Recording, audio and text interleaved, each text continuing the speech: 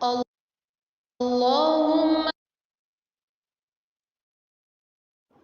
رب اشرح لي صدري ويسر لي أمري واحلل عقدة من لساني يفقه قولي.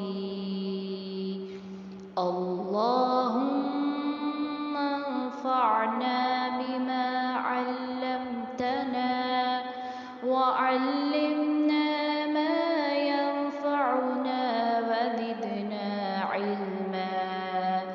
اللهم ربنا زدنا علما. اللهم ربنا زدنا علما.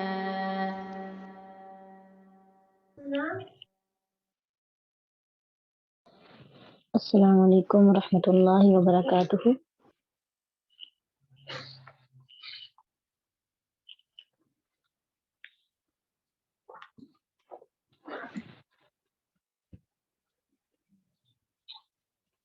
نحمده ونصلی علی رسولہ الکریم، اما بعد فاعوذ باللہ من الشیطان الرجیم، بسم اللہ الرحمن الرحیم۔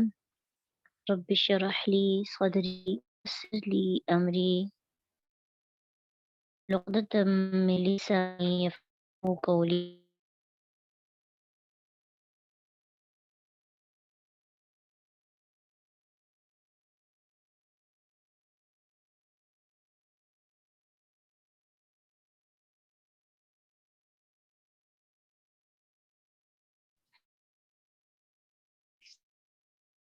کلمات ہیں اس کے 7 حروف۔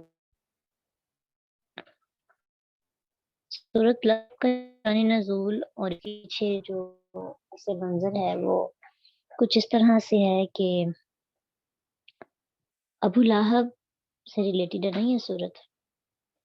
تو ابو لہب جو تھا آپ صلی اللہ علیہ وسلم کا چچا تھا اور آپ صلی اللہ علیہ وسلم کا نیبر بھی تھا، اور چچا ہونے کے باوجود نبی صلی اللہ علیہ وسلم سے بہت بغض اور عداوت تھی اس کی۔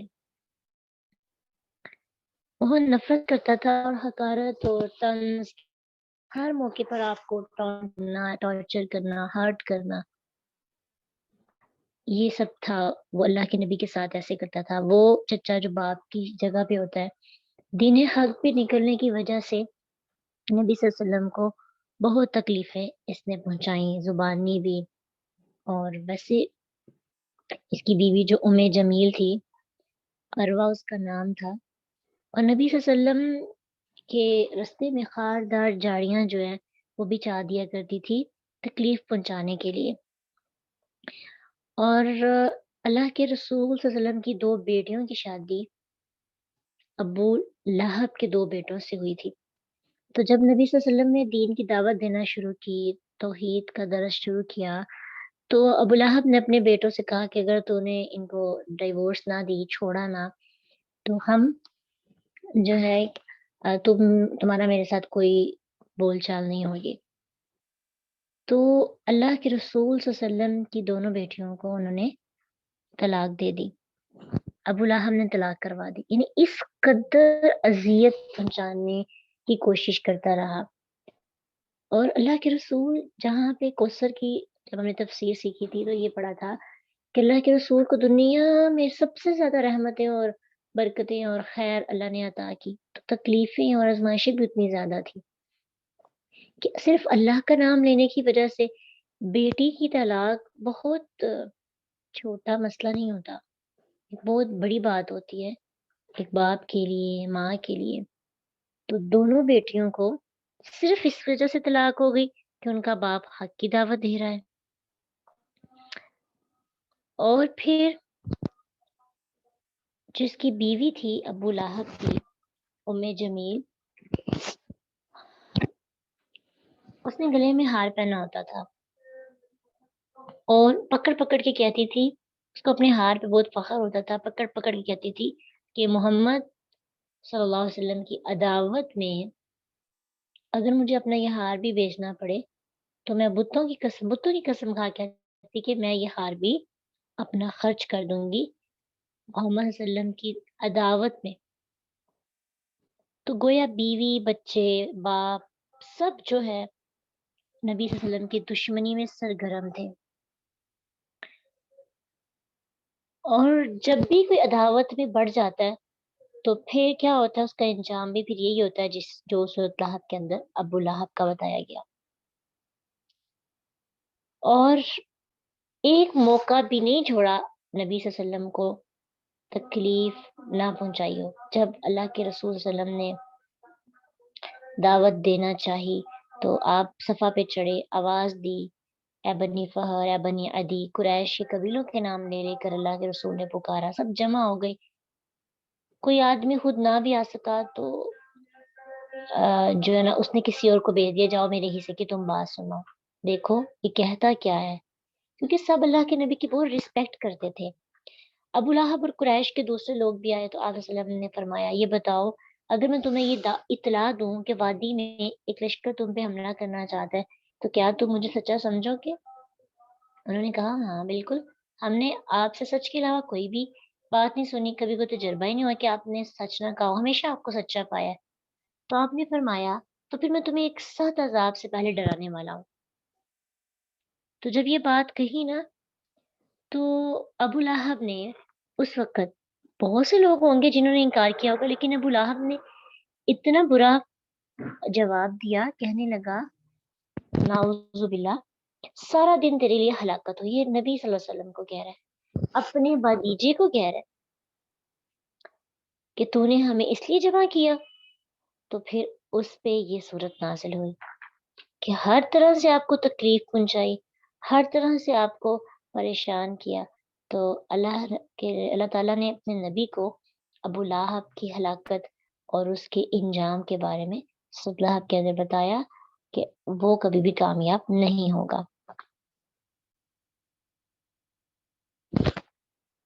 تبت یدا ابی لہب وتب، تبت یدا ابی لہب وتب، ابی لہب یعنی ابو لہب، ابو لہب کے دونوں ہاتھ ہلاک ہو گئے، تبت ہلاک ہو گئے، یدا دونوں ہاتھ، ابی لہب ابو لہب کے، وتب اور وہ خود بھی ہلاک ہو گیا۔ ابو لہب کا جو نام تھا عبد العزیٰ یعنی بتوں کے نام پہ تھا، اور لہب کہتے ہیں شعلے کو، تو ابی لہب یعنی شعلے کا باپ، یعنی شعلے والا۔ اس نے اپنا نام، اپنی کنیت ہی کیوں رکھی ہوئی تھی؟ کیونکہ کہا جاتا ہے وہ بہت خوبصورت تھا، بہت سفید اور سرخی، جب اس کی یعنی ریڈ ریڈ اور وائٹ وائٹ، تو بہت پیارا وہ تھا، اور پھر طبیعت کے لحاظ سے بھی بڑی تیزی اور جوش تھا، تو اس کی وجہ سے اس کا ابو لہب کے نام سے وہ مشہور ہوا، اور پھر یہی نام اس کے لیے واقعی اس کے لیے شعلہ بن گیا۔ اور یہ واحد شخص ہے جس کے نام سے قرآن میں اس کے برے انجام کی پیش گوئی کی گئی ہے۔ تو اس سے ہمیں یہ بھی بات پتہ چلتی ہے کہ اسلام نے نسب اور خاندان کی بنیاد پہ نہیں، بلکہ اسلام کس بنیاد پہ فیصلے کرتا ہے؟ ایمان اور کفر کی بنیاد پر۔ جو مومن ہوگا اس کے لیے اچھا فیصلہ ہوگا، جو کافر ہوگا ہاں وہ کتنا ہی قریبی کیوں نہ ہو رسول اللہ کا، اس کا انجام وہی ہوگا جو کافروں کا ہوتا ہے۔ تو ابو لہب کے دونوں ہاتھ ہلاک ہو گئے اور وہ خود بھی ہلاک ہو گیا۔ اب تب کا مطلب ہوتا ہے نقصان اور گھاٹا، برباد ہو جانا۔ تو ہاتھ سے مراد یہاں پہ طاقت بھی لیا جاتا ہے، ہاتھ سے مراد یہاں پہ مددگار بھی لیا جاتا ہے، یعنی اس کے جو مددگار ہیں، اس کی حمایت کرنے والے، اس کو سپورٹ کرنے والے، وہ سب بھی ہلاک ہو گئے، اور ابو لہب، اور اس سے یہ بھی ہے کہ اس کی طاقت ختم ہو گئی، اس کا مشن، جس مشن کے لیے وہ نکلا تھا نبی صلی اللہ علیہ وسلم کو تکلیف پہنچانے کے لیے، اس کا جو مشن ہے وہ پورا نہیں ہوا، وہ اپنے مشن میں ناکام ہو گیا۔ اور جیسے ہاتھ نہیں نہ رہتی تو انسان بیکار ہو جاتا ہے، تو بالکل ایسے ہی کہ اس کی کوئی انرجی، کوئی طاقت نہیں رہی، وہ بالکل ہلاک ہو گیا۔ اور یہاں پہ یہ کہا گیا ہے کہ وہ خود بھی ہلاک ہو گیا اور اس کے ہاتھ بھی ہلاک ہو گئے. یعنی ایک تو خود وہ آگ کا ایندھن بنے گا، شعلہ ہے اور آگ میں جائے گا، ہلاکت ہے اس کے لیے. اس کی جو طاقت، انرجی جو اس نے پلاننگ کی تھی، جو اپنے ساتھ مددگار لوگ رکھے تھے، ساتھی تھے جو اللہ کے رسول صلی اللہ علیہ وسلم کو تکلیف پہنچاتے تھے، وہ سب کے سب ہلاک ہو گئی. اور ایسا ہوا تھا کہ جنگ بدر میں سب برباد ہو گئے. اور وہ خود تو جنگ میں نہیں گیا تھا، لیکن جب اس کو شکست کی خبر ملی تو صدمے سے مر گیا. یعنی اتنی اسے تکلیف پہنچی کہ ہمیں شکست حاصل ہوئی ہے. تو تبت یدا ابی لہب وتب ما اغنا عنہ مالہ وما کسب. ما اغنا نہ کم آیا عنہ اس کے، مالہ اس کا مال، وما اور نہ کسب جو اس نے کمایا. مال اور کسب میں کیا فرق ہے؟ مال کہتے ہیں پیسے کو، اور کسب کہتے ہیں، پیسے کو بھی کہتے ہیں اور اولاد کو بھی کہتے ہیں. تو اس کے کام نہ اس کا مال آیا جو اس نے کمایا تھا، اور نہ ہی اس کی اولاد آئی. جو اس کے بیٹے تھے وہ بھی اس کے کام نہ آئے. اس کے بیٹوں نے بھی اس کو سپورٹ نہ کیا. اس کو اس کے آخری جو مومنٹس تھے مرنے کے، اس کے قریب تک نہیں اس کے بیٹے آتے تھے. اور اس کے پاس اتنا مال تھا کہ وہ مالدار لوگوں میں شامل ہوتا تھا. یعنی ہزاروں کے حساب سے اس کے پاس درہم تھے، بہت زیادہ مال و دولت کا مالک تھا. لیکن اس کا مال اسے نہ بچا سکا، اور اس کی اولاد بھی اس کے کسی کام بھی نہ آئی. کہا جاتا ہے کہ جب وہ مر رہا تھا تو اتنی بھیانک اس کی موت ہوئی کہ اس کو پھوڑے نکلے تھے، اور اس سے اتنی اسمیل آتی تھی کہ اس کے کوئی قریب نہیں جاتا تھا، اس کی اولاد میں سے بھی. تو لوگوں نے اس کی اولاد کو لعن طعن کیا کہ اپنے باپ کا تھوڑا سا خیال کر لو. تو پھر انہوں نے جب وہ فوت ہو گیا تو اسمیل کی وجہ سے، کیونکہ اس کے قریب کوئی نہیں جا رہا تھا، تو لکڑی سے اس کو اٹھا کر گھسیٹ گھسیٹ کر گڑھے میں پھینکا. اولاد کی طرف سے اس کی دنیا کے اندر یہ اذیت ہے، اور آخرت میں تو کسی قسم کی بھی اس کو مدد حاصل نہیں ہوگی. تو جو بندہ، کیوں ایسا ہوا تھا؟ صرف اس لیے کہ اس نے ہمارے نبی صلی اللہ علیہ وسلم کو تکلیف پہنچائی تھی. اور جو بھی بندہ دین کو تکلیف پہنچاتا ہے، رسول اللہ کے بارے میں ایسی بات کہتا ہے، تو دنیا میں اگر لوگ اس کا کچھ بھی نہ بگاڑ سکیں تو اللہ اس انسان کی خود ہی اس کو دیکھ لیتا ہے. ٹھیک ہے؟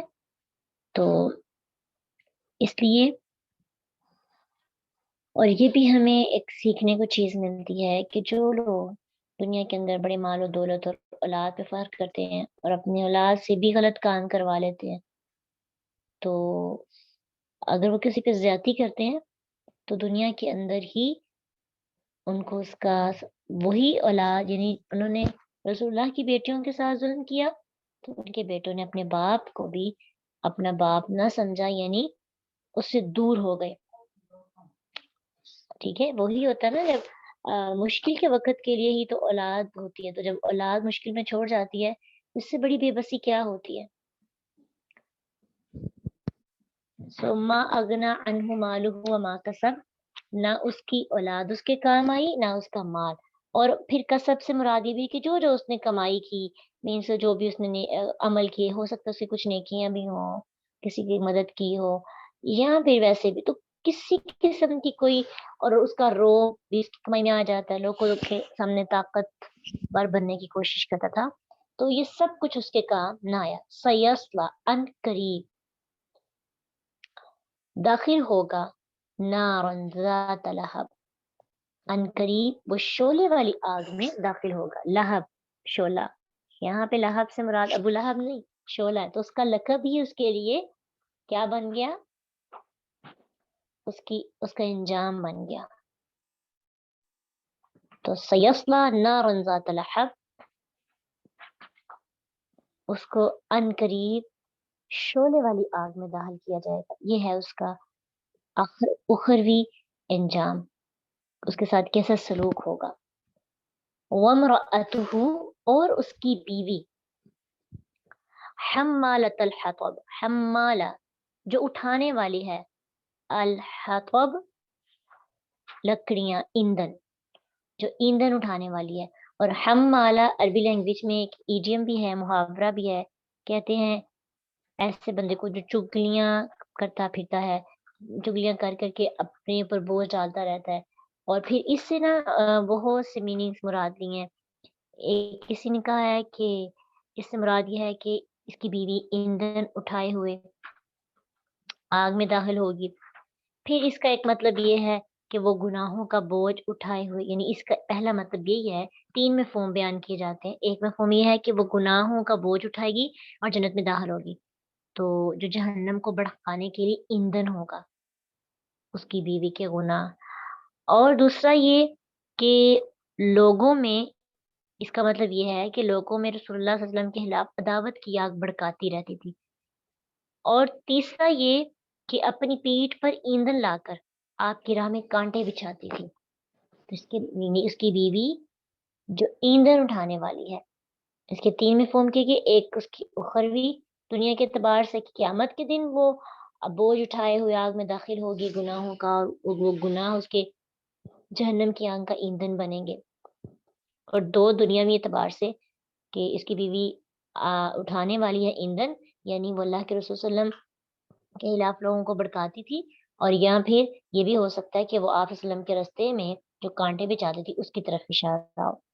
और अबू लहब की जो बीवी थी ना, ये बहुत ऊंचे नस्ब वाली औरत थी। अबू सुफियान का पता होगा कि जो बाद में इस्लाम भी ले आए थे, पहले इस्लाम के सख्त दुश्मन थे।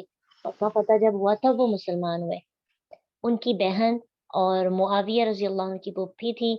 और जैसे उसका हमद अल्लाह के रसूल सल्लल्लाहु अलैहि वसल्लम से सख्त अदावत रखता था, वैसे ही वो नबी सल्लल्लाहु अलैहि वसल्लम से की सख्त दुश्मन थी। और फिर ये भी कहा जाता है कि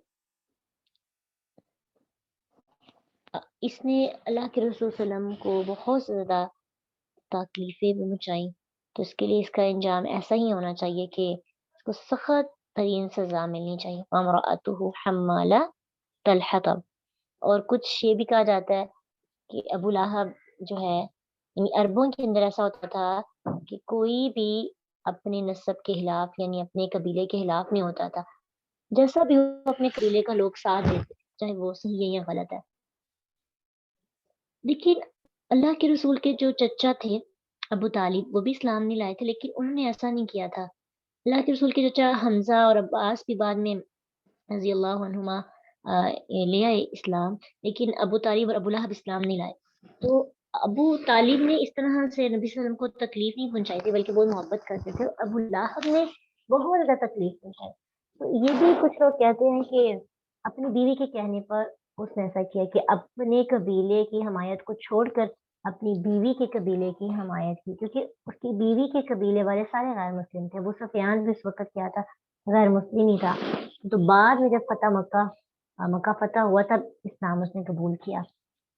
तो गोया अपनी बीवी के कहने पर उसने जो है अपने रसूलुल्लाह से सख्त अदावत रखना शुरू कर दी। और इसीलिए उसकी बीवी का भी ख़ास तौर पर यहाँ पे ज़िक्र है। फिर फ़ी जीदिहा हब्लुम मिन मसद, फ़ी जीदिहा हब्लुम मिन मसद। जीदुन कहते हैं गर्दन को, और मसद कहते हैं खजूर की जो छाल होती है ना, बिस्मिल्लाहिर्रहमानिर्रहीम। खजूर की छाल की रस्सी को, या फिर किसी भी चीज की बनी हुई रस्सी जो खूब मजबूती से बटी हुई रस्सी होती है, उसको मसद कहते हैं। यानी जहन्नम में इसका ये हाल होगा, फी जीदिहा हब्लुम मिन मसद, इसकी गर्दन में मजबूत बटी हुई रस्सी होगी। फी जीदिहा उसकी गर्दन में, जीदी गर्दन, हा उसकी, किसकी, उसकी बीवी की। हा यानी मोनस के लिए इस्तेमाल होता है ना, तो इशारा किसकी तरफ है, अबू लहब की बीवी की तरफ, उम्मे जमील। तो फी जीदिहा उसकी गर्दन में, हब्लुम मिन मसद, हब्लुम रस्सी होगी, मिन मसद मजबूती से बटी हुई। तो कहा जाता है कि शायद वो कि अल्लाह के नबी सल्लल्लाहु अलैहि वसल्लम के बारे में अपने हार को पकड़ के कहती थी कि इस हार को बेच दूंगी रसूलुल्लाह की दावत में, तो اس کے گردن کے اندر ہی اللہ رسی ڈال دیں گے قیامت کے دن. اور پھر یہ بھی کہا گیا ہے کہ اس سے مراد وہ زنجیر ہے جو آگ میں ہوگی جس میں مجرم پروئے جائیں گے. جیسے امیجن کریں ایک داغا ہوتا ہے اور داغے کے اندر ہم موتی پروتے ہیں، اسی طرح جہنم کے اندر ایک زنجیر ہوگی، 70 ہاتھ کی پیمائش ہوگی اور اس کے اندر مجرم پروئے جائیں گے، یعنی باندھے نہیں جائیں گے، پروئے جائیں گے جیسے سوئی کے اندر موتی پروئے جاتے ہیں. اس قدر دردناک عذاب صدحاکہ کے اندر ثم فی سلسلۃ ذرعها 70 ذراعا فاسلکوہ، پھر ایک زنجیر میں جس کی پیمائش 70 ہاتھ ہے اسے داخل کر دو. تو یہ ایک عذاب ہے جہنم کا. اس طرح کے بہت سے اور عذاب ہیں جو کہ انجام ہوتا ہے ان لوگوں کا جو تکلیف پہنچاتے ہیں اسلام کو اور اللہ کا انکار کرتے، اللہ کے نبی کا انکار کرتے ہیں. تو اس لیے اس پوری صورت سے ہمیں کیا سبق حاصل ہوتا ہے، کیا چیزیں ہمیں سیکھنے کو ملتی ہے؟ عبرت کی مثال ہے ہمارے لیے، بہترین عبرت کی مثال ہے، سچی عبرت کی.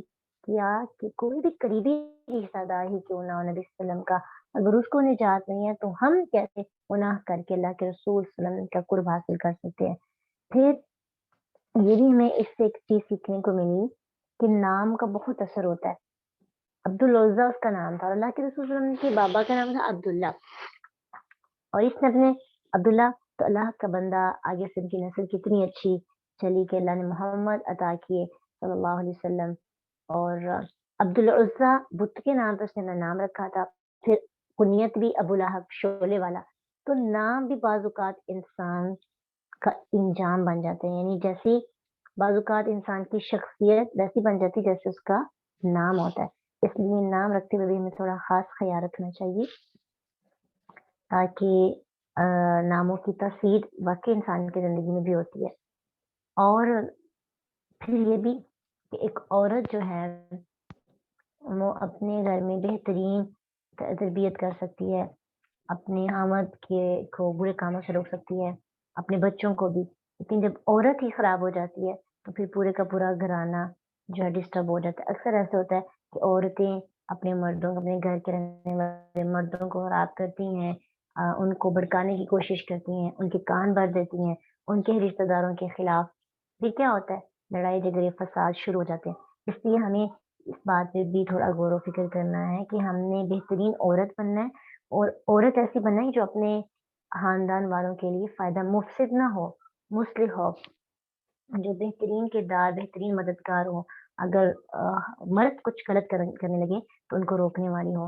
اور اگر عورتیں جو ہیں وہ سمجھدار اور شعور والی ہو جائیں نا، ہمارے معاشرے کی بہت سی پرابلمز اور حل ہو جاتے ہیں. ہم عورتیں جو ہیں ایسے ہوتا ہے بعض اوقات کہ اپنے بارے میں، اپنے پوائنٹ آف ویو سے ہمیں وہ بات غلط لگتی ہے، اور اگر وہی مسئلہ ہمارے ساتھ ہو جائے تو پھر وہ ہمیں بات صحیح لگتی ہے. اس لیے ہمیں انصاف کا معاملہ کرنا چاہیے. اور اس سے بہت، کیونکہ ہماری گھرانوں کا آج کل دار و مدار جو ہے نا عورتوں پر ہے. مرد جو ہے صرف وہ کما کے لا کے دیتے ہیں اور ان کو وہی چیز پتا ہوتی ہے جو عورتیں بتانی ہوتی ہے.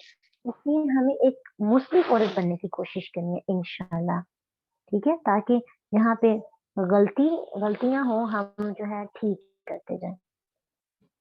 تلاوت کے لیے تبت يدا أبي لهب وتب ما أغنى عنه ماله وما كسب سيصلى نارا ذات لهب وامرأته حمالة الحطب في جيدها حبل من مسد.